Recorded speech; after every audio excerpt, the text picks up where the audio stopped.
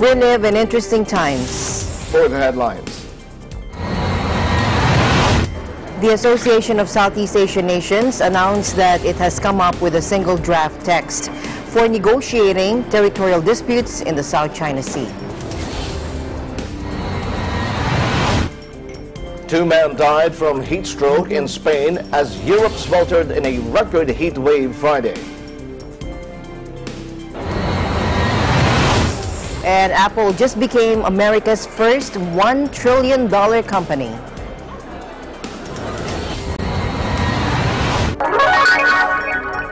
After liftoff from Kennedy Space Center in Florida on August 11, the Parker Solar Probe will become the first to fly directly into the sun's atmosphere, known as the corona.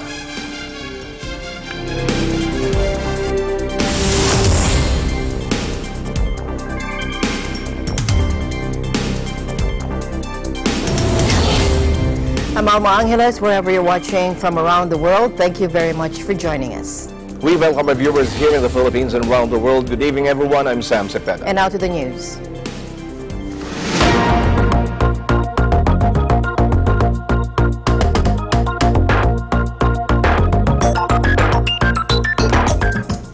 The Association of Southeast Asian Nations, or ASEAN, announced that it has come up with a single draft text for negotiating territorial disputes in the South China Sea. The draft document outlines different countries' bargaining positions as they work towards an agreement, and analysts said it represented some initial progress.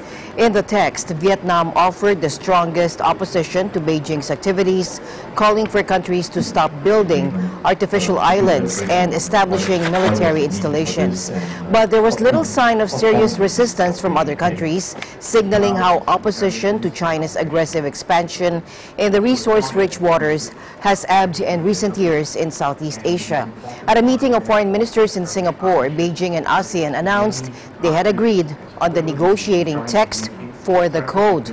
Singapore's Foreign Minister Vivian Balakrishnan, who's chairing the meeting, called the draft a major achievement. We are very glad to report that we have arrived at a single draft of the COC negotiating text. Now, just to clarify, this doesn't mean the negotiations are over, but we've been able to put everything down onto a single draft. We've been able to arrive at a single document which forms the basis for negotiations. Unfortunately, I can't reveal that document yet because of the sensitivity of the negotiations. It would be premature for me to set a deadline for when those negotiations would be complete. A lot of this depends on the establishment of mutual confidence, good faith and goodwill on the part of all parties. In the draft text, China wants military exercises and energy exploration with Southeast Asian nations in the disputed waters, but insists on outside countries being excluded in what analysts say is a bid to diminish U.S. influence. Beijing also suggested that China and ASEAN could carry out joint oil and gas exploration in the waters, but again proposed that firms from countries outside the region be excluded from such activities.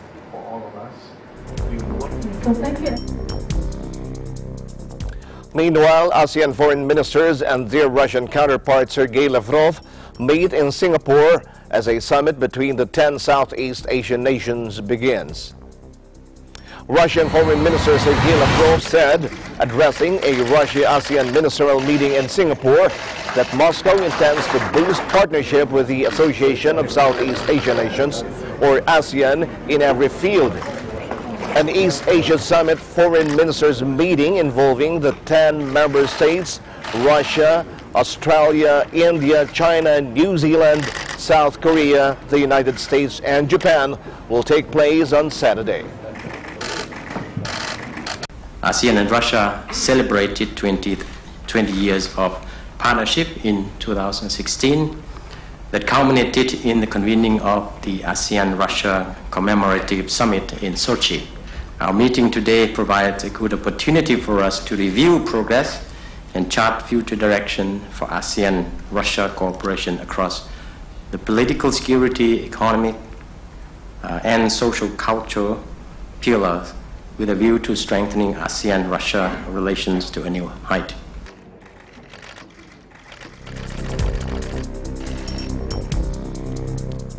And staying in Singapore, U.S. Secretary of State Mike Pompeo discussed security in the region at the ASEAN meeting. Take a look.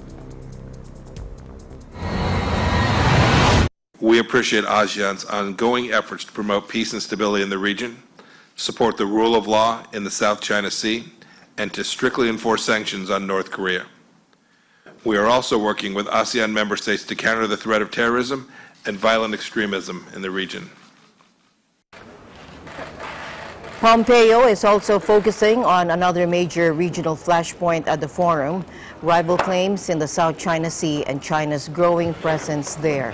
China claims nearly all the strategically vital sea, including waters approaching the coasts of ASEAN members, Vietnam, the Philippines, Malaysia, and Brunei.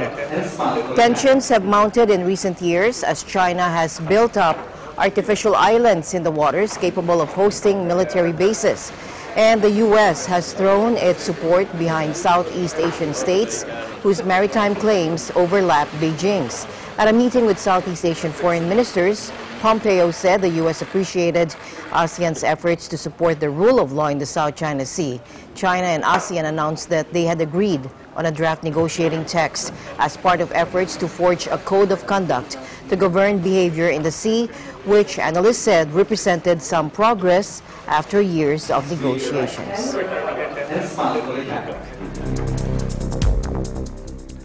Meanwhile, South Korean Foreign Minister Kang Kyung-hwa meets her ASEAN counterparts in Singapore.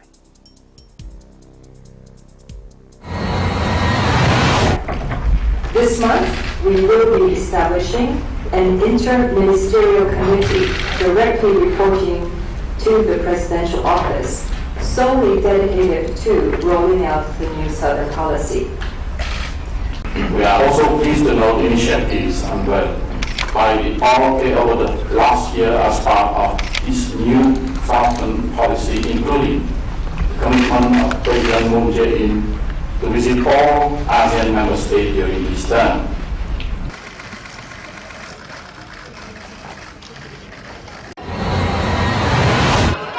And here is North Korean Foreign Minister Ri Yong-ho arriving at the ASEAN Foreign Ministers Summit in Singapore, also attended by the U.S., South Korea, U.S., and China. Earlier, U.S. Secretary of State Mike Pompeo admitted there were still ways to go on North Korea as Washington seeks to push Pyongyang to move faster along the path towards denuclearization. It's not yet clear whether the pair will meet on the sidelines. While there have been small signs of progress since the summit, news reports indicate Pyongyang is continuing to build rockets, and there have been concerns that the enforcement of United Nations sanctions on the North is being relaxed by some member states.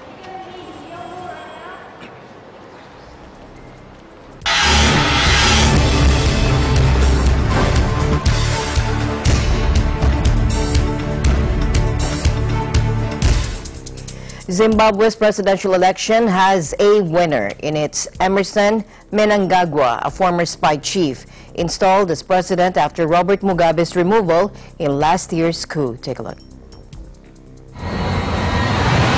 Therefore, Mnangagwa Emerson Dambudzo of ZANU-PF party is therefore duly declared elected president of the Republic of Zimbabwe with effect from the 3rd of August 2018.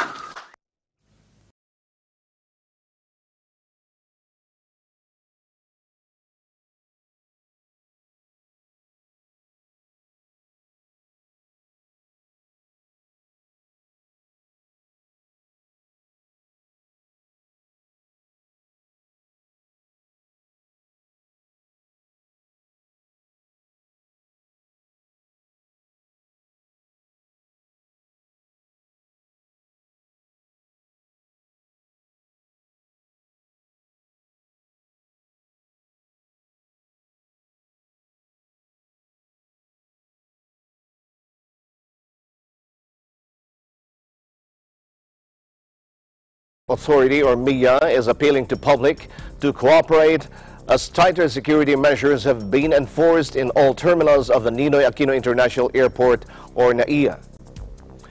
MIA General Manager Ed Monreal said the move is in compliance with the directive of Secretary Arthur Tugade of the Department of Transportation after the bombing incident in Lamitan, Basilan, where a number of people reportedly perished. It's just a matter of increasing vigilance and making the security forces more prominent. The MIA is adopting 100% deployment of organic airport police and contracted security forces. GM Ed Monreal ordered for full manning complement of all shifts. There will be increased frequency of vehicle checks with random inspections to be conducted using MIA's recently procured hybrid explosive detection equipment. Foot patrol and perimeter surveillance will also be increased. K9 paneling will be more proactive. Presiding over the regular management meeting today, the airport chief reiterated his instruction to all terminal managers and the security department to ensure 100% efficiency of all walk-through and baggage screening equipment. The airport chief assures everyone that the implementation of these enhanced measures shall not affect flight operations. Wala ko kaming dinagdag. It's just a matter of having them more visible sa ating mga paliparan.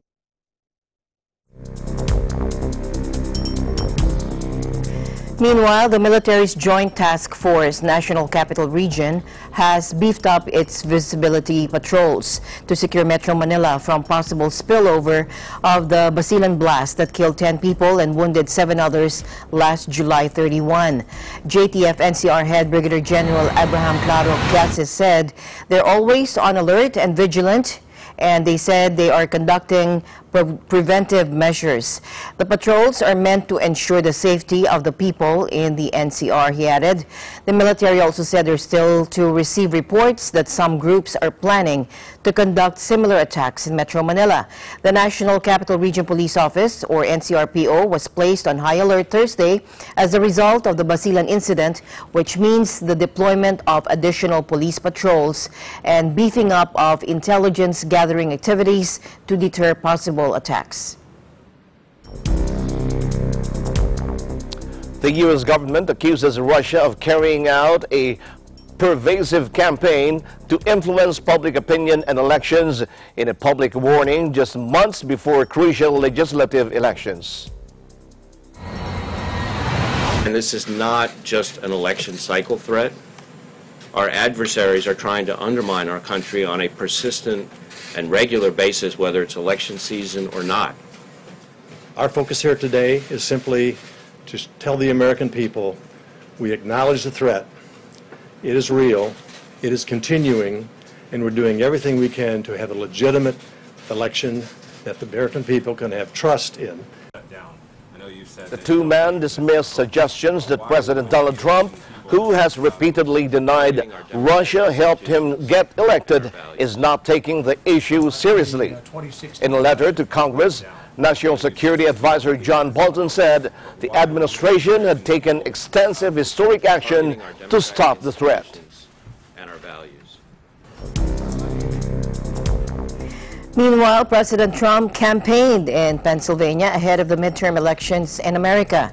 He used his speech to once again decry the Russian hoax, just hours after his top national security official said that Russia is attempting to influence U.S. elections.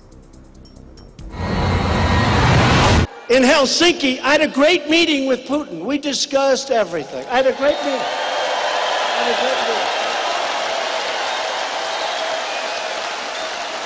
We got along really well. By the way, that's a good thing, not a bad thing. That's a really good thing. Now, we're being hindered by the Russian hoax. It's a hoax, okay? But they can make anything bad because they are the fake, disgusting news. Now, he also said that he was mulling a government shutdown over the issue of border security. But a lot of great Republicans, well-meaning, I don't mean like they're well-meaning. They say, look, we have the best economy ever. We're doing great. Maybe we don't want to complicate it. And I understand it. You know, I'm a little torn myself. I would personally prefer before. But whether it's before or after, we're either getting it or we're closing down government. We need border security.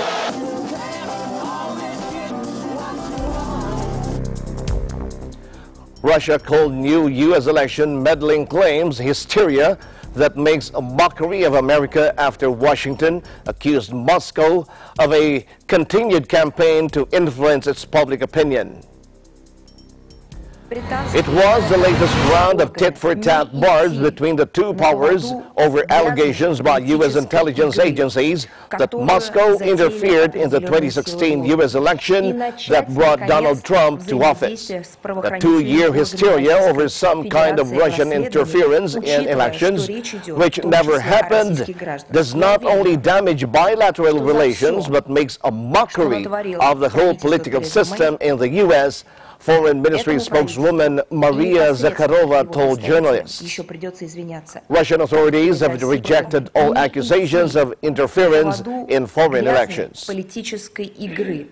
Которую затеяли определенные силы в Лондоне, и начать, наконец-то, взаимодействие с правоохранительными органами Российской Федерации в расследовании, учитывая, что речь идет в том числе о России. Eagle News International will be right back.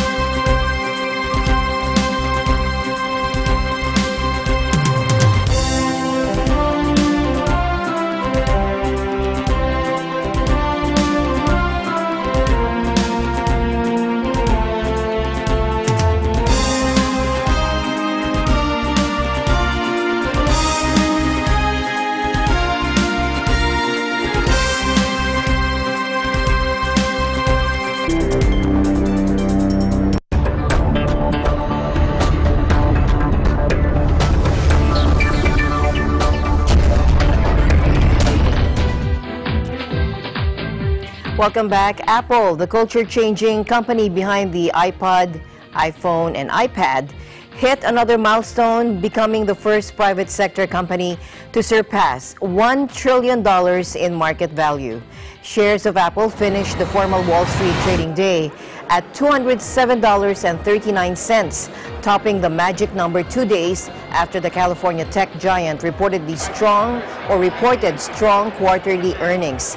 Apple is the first private sector company to reach this level. State oil company PetroChina briefly broke the $1 trillion barrier in 2007 during its initial public offering, but has since dropped back down. Behind Apple are Amazon, Google, Parent, Alphabet, Microsoft, and Facebook. $1 trillion is roughly the annual gross domestic product of Indonesia and more than twice that of Belgium, according to World Bank data from 2016. The landmark is the latest victory for Tim Cook, who faced skepticism when he took over as chief executive in 2011 from ailing iconic co-founder Steve Jobs. Jobs, who founded Apple in a Silicon Valley garage in 1976 with Steve Wozniak and built it into a global powerhouse, died in October of 2011. After his death, analysts and other industry watchers wondered whether the company would lose its ability to wow the world with the next big thing. But Cook has gradually won accolades from investors by pumping out a series of solid financial results and spreading Apple's products to China and other foreign markets.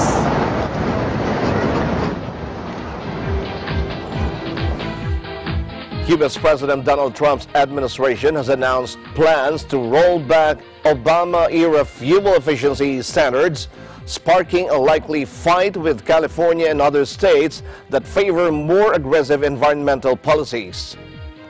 The tough standards favored by President Barack Obama are no longer appropriate and reasonable beyond 2020, according to the proposal released by the Environmental Protection Agency and National Highway Traffic Safety Administration. The two agencies will gather public comments and hold hearings before the rule changes can be implemented. The less stringent standards would apply to 2021 and 2026 model years. Trump administration officials depicted the proposed shift as a way to limit car prices for consumers, saying the Obama rules add $2,340,000 to the cost of owning a new car and have been a factor in the rise in retail prices to an average of $35,000 or more. They also said the policy shift would lead to fewer highway deaths by enabling more consumers to afford new vehicles that are safer than those being traded in. But backers of the Obama-era rules dismissed these arguments, noting that more efficient fuel rules mean consumers spend less on gasoline, while reducing emissions that can slow global warming trends. California will fight this stupidity in every conceivable way possible, California Governor Jerry Brown said on Twitter. He said under his reckless scheme, motorists will pay more at the pump, get worse gas mileage, and breathe dirtier air.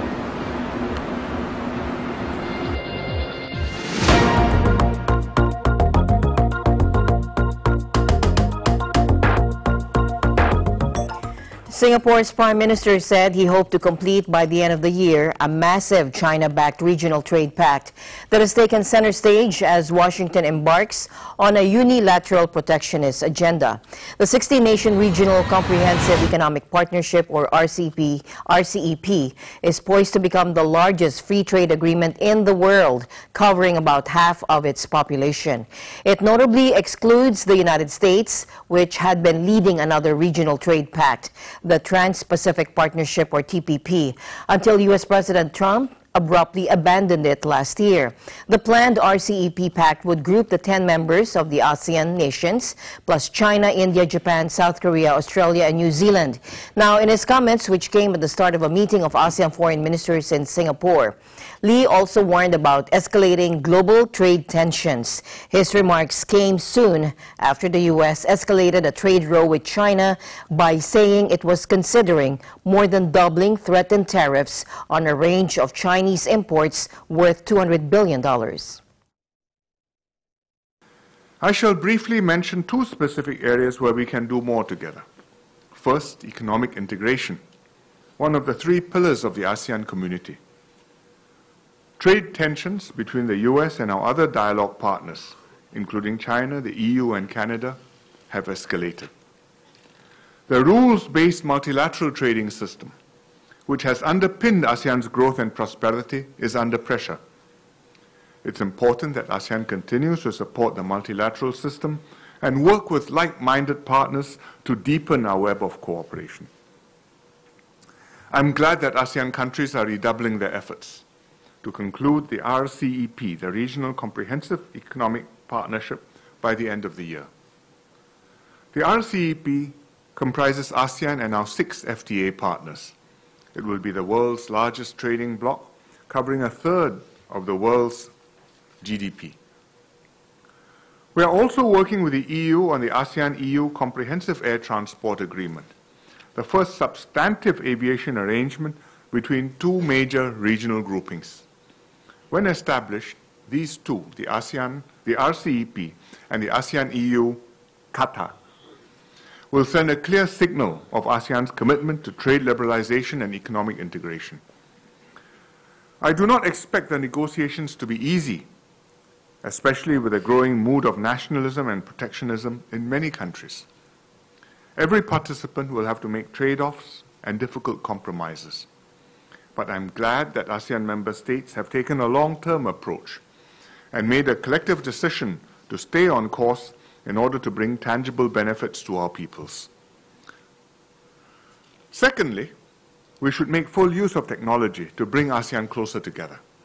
The 4th industrial revolution is underway. ASEAN has to embrace innovation, build up our digital connectivity, and make ourselves ready for the future. We are forming the ASEAN Smart Cities Network. The 26 participating cities held the inaugural meeting last month. Singapore hopes that these cities will come together to establish a common framework for smart city development and to develop city-specific action plans and innovative projects that will improve the lives of our peoples.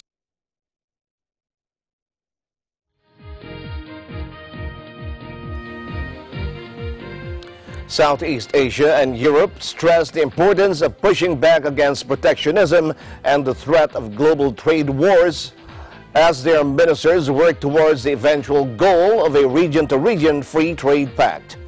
The U.S. is embroiled in trade spats with China and close allies, including the European Union, imposing tit-for-tat tariffs on billions of dollars worth of goods and heightening fears of economic pain that could spread worldwide.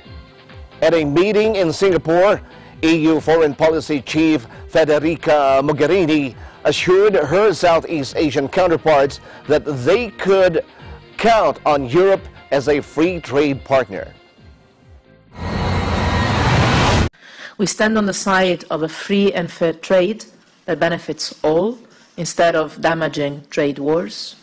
And we stand on the side of peace and security because we know that conflicts in our times have a global fallout. The bilateral trade agreements between the European Union and Singapore, Vietnam, Indonesia, Malaysia, Philippines, Thailand, and possibly others will be the stepping stones towards a future region-to-region deal. If our 2 regions join forces, we could set a new standard for global trade, with more growth and more protection for our citizens, our goods and our environment.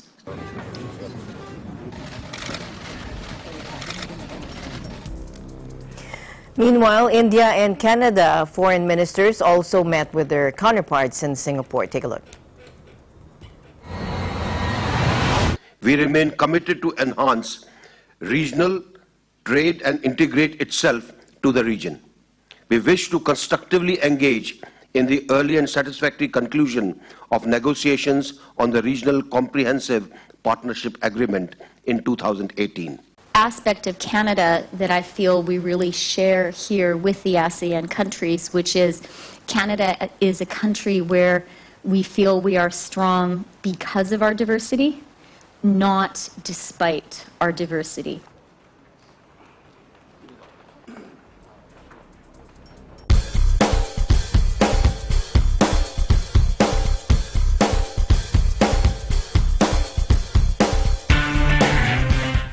After liftoff from Kennedy Space Center in Florida on August 11, the Parker Solar Probe will become the first to fly directly into the sun's atmosphere, known as the Corona. The car-sized spacecraft will travel directly into the sun's atmosphere, about 4 million miles from its surface, and more than 7 times closer than any spacecraft has come before, thanks to its innovative thermal protection system. The mission, targeted to launch on August 11, will perform the closest ever observations of a star when it travels through the sun's outer atmosphere, called the Corona. In addition to using the largest operational launch vehicle, the Delta IV Heavy, the Parker Solar Probe will use a third-stage rocket to gain the speed needed to reach the sun, which takes 55 times more energy than reaching Mars. NASA said the mission will rely on measurements and imaging to revolutionize our understanding of the Corona and how processes there ultimately affect near-Earth space.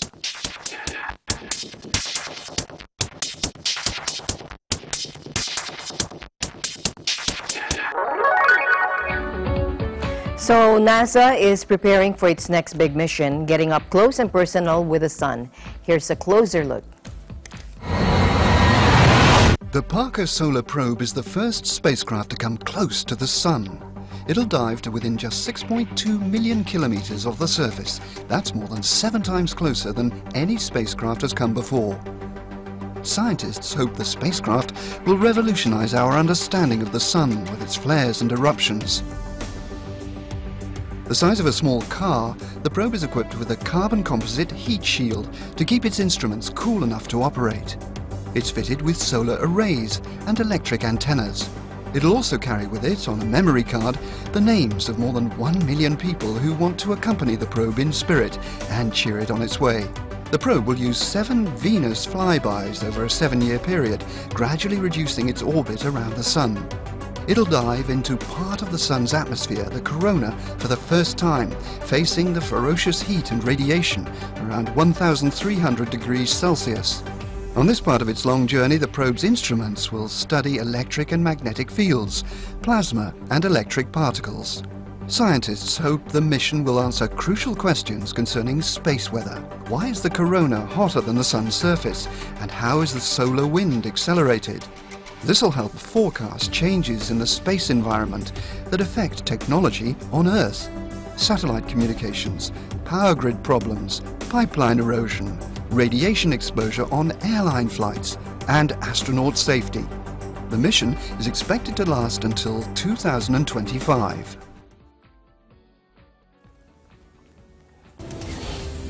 Interesting. Yeah. Eagle News International will be right back. Stay tuned.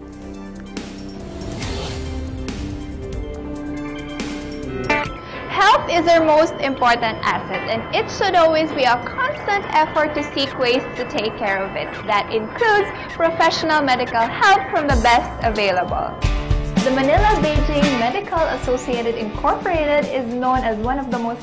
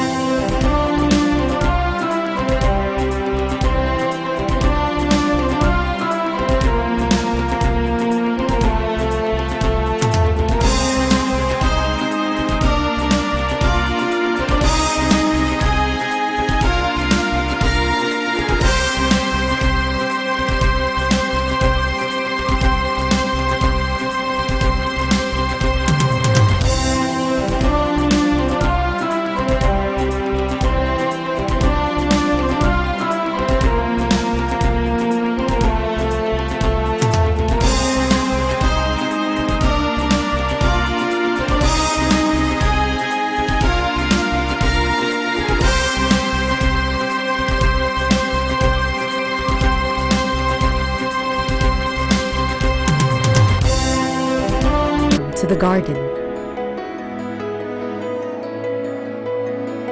A world that recaptures the value of life, creating your moments,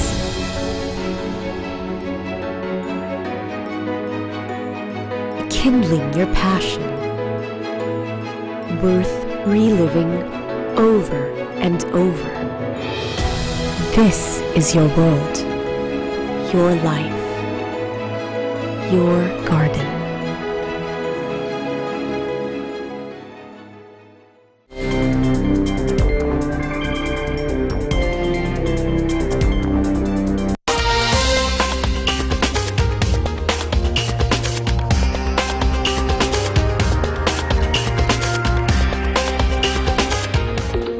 Two men died from heat stroke in Spain as Europe sweltered in a record heat wave Friday.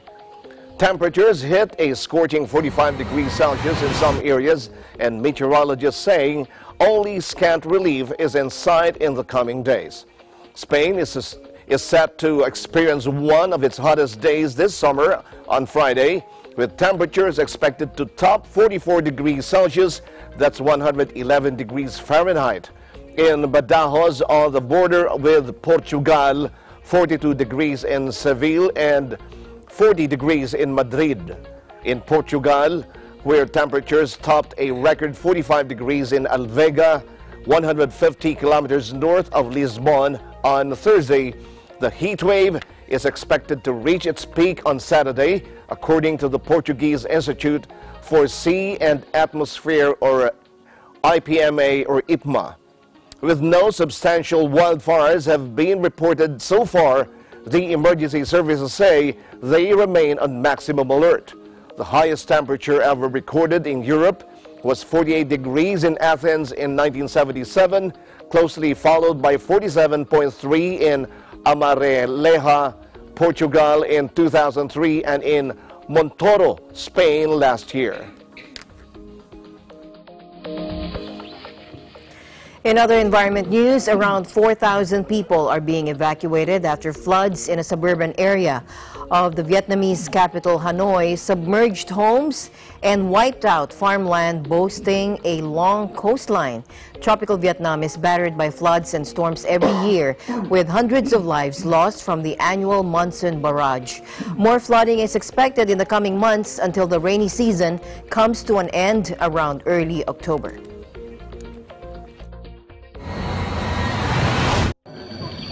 Ra thằng lúc lại đón hơn mấy anh em từ chụp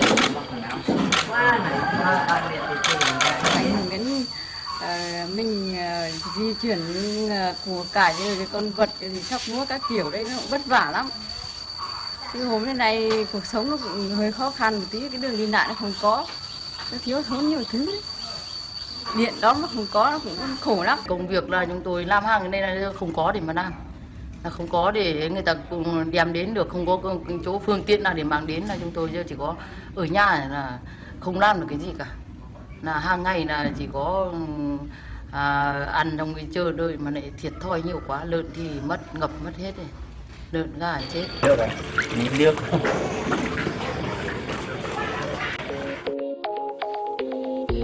Wow.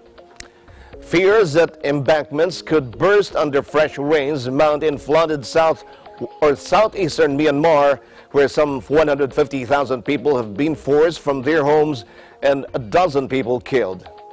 Watch this.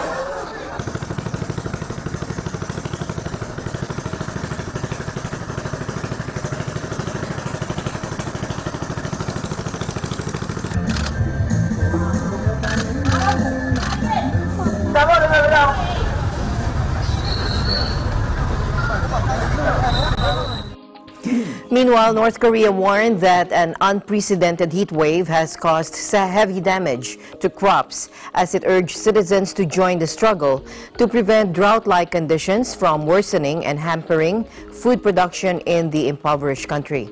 The Korean Peninsula has been gripped by a scorching heat wave in recent weeks, with dozens of deaths in the south blamed on soaring temperatures that have hit all-time highs. The temperature in North Korea's capital, Pyongyang, climbed to a record high of 37.8 degrees Celsius on Wednesday, with state TV warning that it was taking a toll on the economy.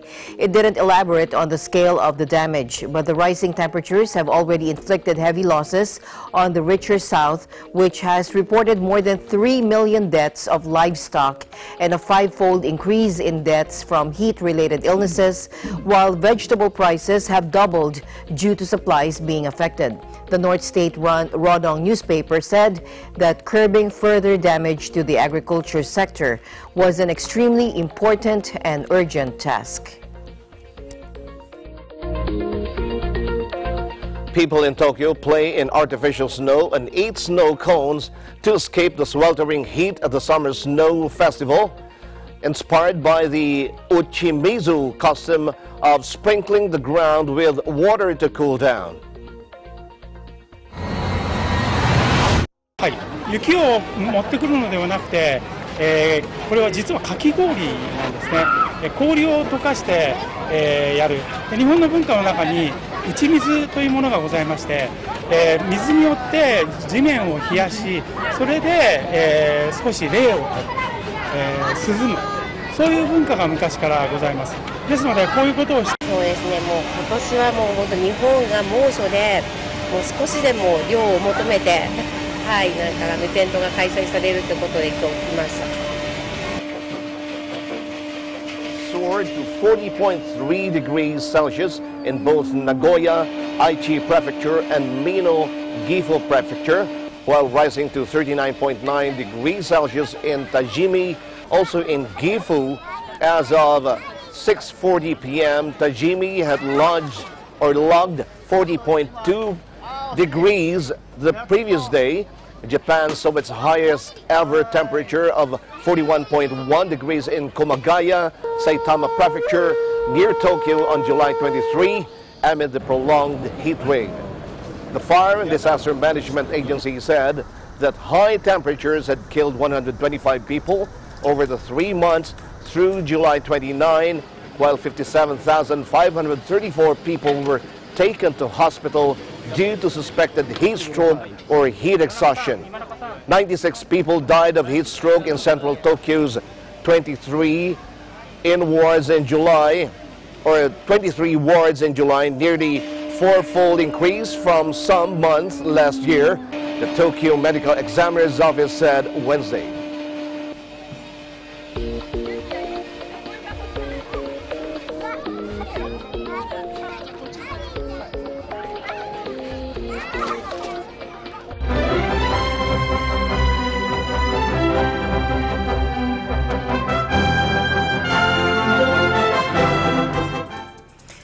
The Hawaiian town of Eva Beach played an important part for the Iglesia Ni Cristo, or Church of Christ, in its religious movement overseas that began on July 27, 1968. Likewise, this now sprawling suburban community in West Oahu already had a rich history of its own, dating all the way back to the 19th century. EBC Hawaii correspondent Alfred Asenas has this special feature.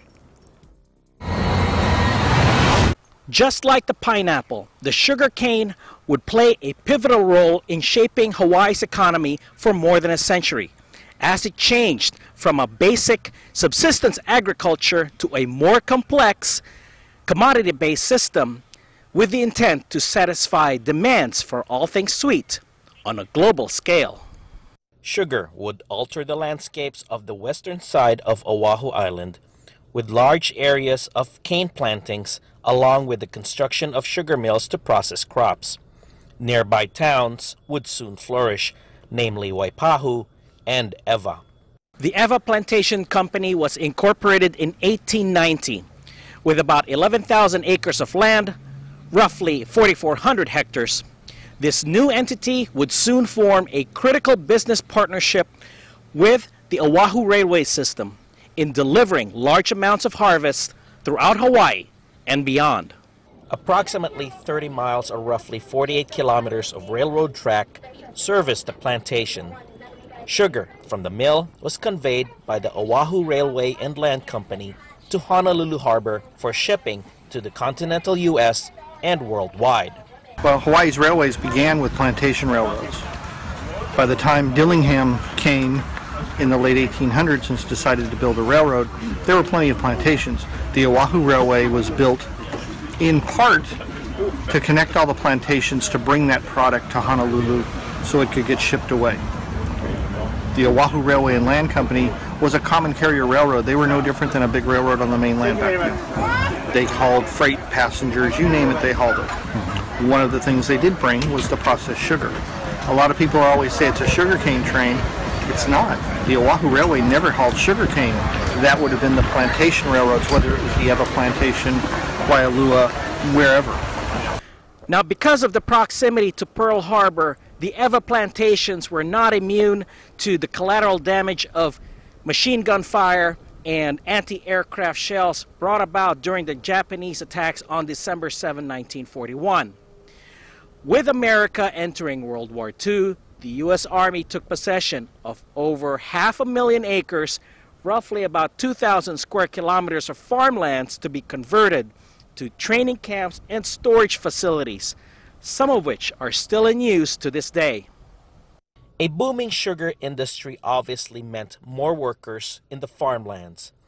The importation of labor from countries in Asia, Europe, and the Americas would become the main reason for the multi-ethnic makeup of Hawaii's current population. One of those countries was the Philippines, and its migrant workers would become known as sakadas. The sakadas, who were early plantation laborers who immigrated to Hawaii between 1906 and 1946, worked extremely hard to give their families better lives. And as a result, many of their descendants and children had gone on to attain higher education, gaining their bachelor's, their master's, their PhDs, and now working professionals across the state of Hawaii. Some being very visible in government, in education, in healthcare, and across many sectors. One of those sectors included propagating their spiritual beliefs and convictions to other Filipinos and even non-Filipinos, especially around the gathering place that is Oahu Island.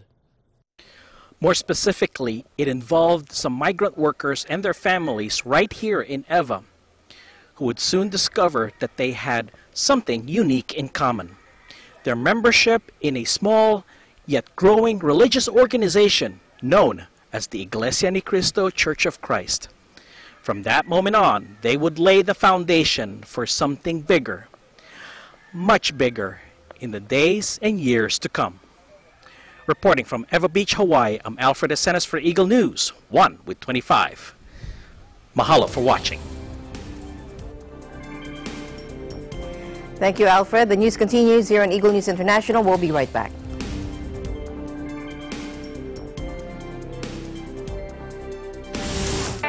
Health is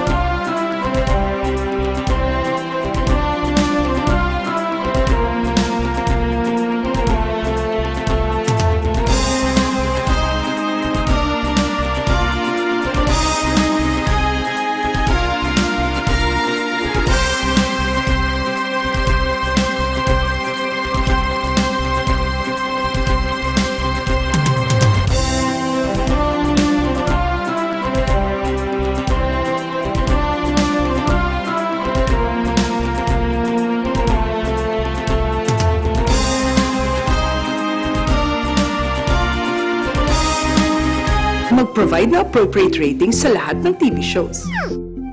Para ugaliin ng pamilya ang responsableng panonood. Teamwork tayo, parents! Rated G, good for all. Oops, rated PG. Dapat may mga magulang para sagutin ang mga tanong ng kabataan. Grabe, rated SPG, maselan! Higpitan ang paggabay.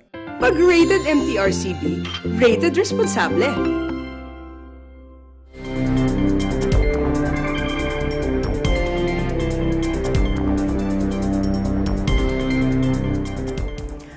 All right, let's get an update on the California wildfires raging now in the state. And joining us live is Don Orozco. Don? Good evening, Alma, Sam. Good evening, Don. Alam mo, if in Metro Manila, your perennial problem there is flooding, here in California, it is the forest wildfires.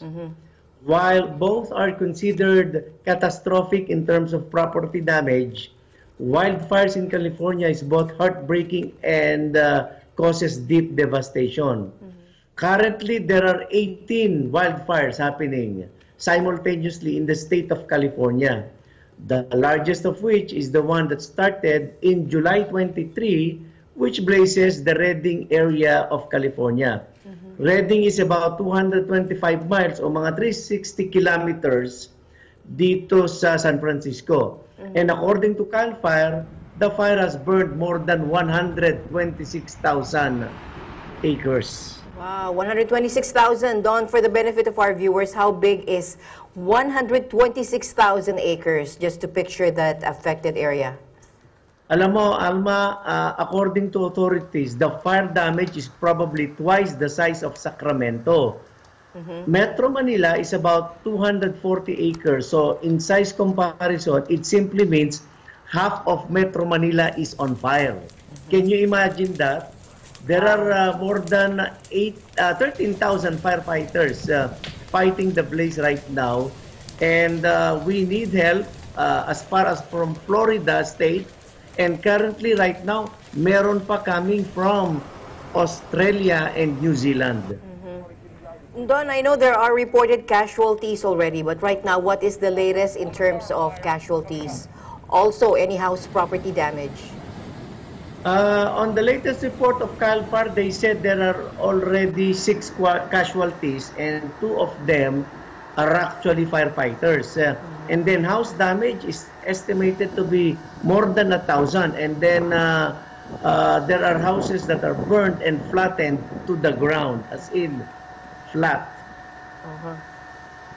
So, Don, did they set up any evacuation centers already? Well, they currently have one in Redding and more in Shasta and Trinity County. The fire department, in cooperation with the state officials, have set up assistance centers from all over the mentioned affected counties. So, California authorities have always been known in ensuring the safety, of course, of the public. So, I'm assuming there are already road closures in effect. Correct ka dyan. Sa ngayon, there are more than 30 road closures and even residents of the area are barred from going near their places. All right. So, Don, do you have any reports or do you know if there are any kababayans affected by these wildfires already? Well, we will coordinate that with the Philippine Consulate again, and when it comes to the Filipino community, we try to check it with the Philippine Consulate in San Francisco. So, yan muna tayo. Yes. And I will be back for some more updates on California wildfire and some other news that is happening here in the Silicon Valley. So for now, this is Don Orozco for Eagle News, Silicon Valley Bureau, and I am one with 25. Thank you very much, Don. Don Orozco from our Silicon Valley Bureau. Thank you, Don. Don't forget to like us on Facebook, follow us on Twitter and Tumblr. Also check out our boards and Pinterest and pictures on Instagram. I'm Sam Cepeda. Thanks for joining us. I'm Alma Angeles, and we're one with 25.